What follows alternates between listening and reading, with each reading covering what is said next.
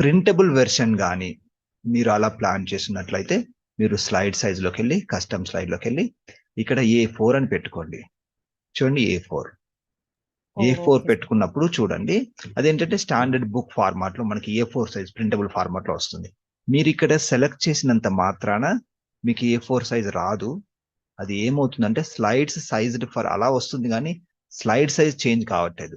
So slide size కావాలంటే ఇక్కడ మీరు మెజర్మెంట్స్ గుర్తుపెట్టుకొని ఏం చేయాలంటే ఇక్కడ లో ఉంది కదా, మనం ఇక్కడ సెంటీమీటర్లో టైప్ చేయొచ్చు.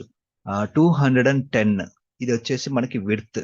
ఓకే, సో 21 సెంటీమీటర్ 210 ని లోకి సెంటీమీటర్ లో కన్వర్ట్ చేసుకుంటే 21 సెంటీమీటర్.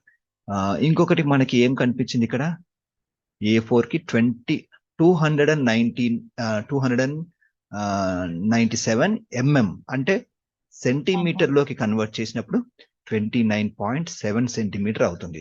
సో 29.7 ఇక్కడ కంపల్సరీ మీరు టైప్ చేయాలి సెంటీమీటర్. ఓకే, టైప్ చేస్తే వర్క్ చేయొచ్చు కానీ నేను ఎప్పుడు ట్రై చేయాలి, నాకు సెంటీమీటర్ లో టైప్ చేసే అలవాటు. సో ఇది మారిపోయింది, సో మళ్ళీ ఒకసారి టైప్ చేస్తాను. 21 సెంటీమీటర్ ఇలా పెట్టుకున్నారనుకోండి. ఓకే అంటే ఇప్పుడు ఈ రేషియో చూడండి ఏమవుతుంది. ఓకే అంటున్నాను. ఇంతకుముందు దానికి దీనికి తేడా ఉంది. ఇంతకుముందు ఏంటంటే మొబైల్లో కరెక్ట్ గా ఫిట్ అవుతుంది, ఇదేంటంటే printable A4 size format. So మీ ఇష్టం, మీకు ఏది బాగా సెట్ అవుతుంది అనుకుంటే ఆ సైజ్ తీసుకొని డిజైన్ చేసుకోవచ్చు.